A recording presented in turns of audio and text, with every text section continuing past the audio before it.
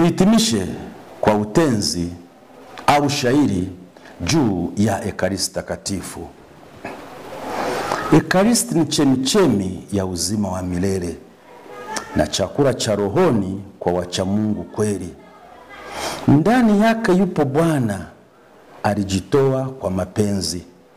Tumsujudie Bwana kwa imani na unyenyekevu. Kwenye altari takatifu Yesu huwa nasi, anajitoa sadaka kwa mwili na damu. Ni pendo lisiloisha la mwana kwa wanadamu. Tuipokee kwa heshima, mioyo yetu ikiwa safi. Yatufundisha upendo, umoja na msamaha.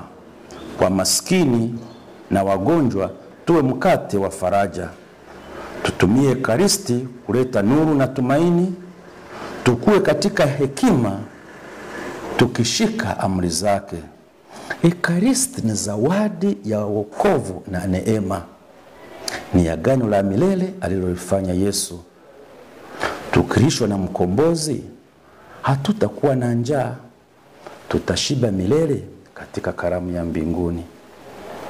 Tumsifu Yesu Kristo.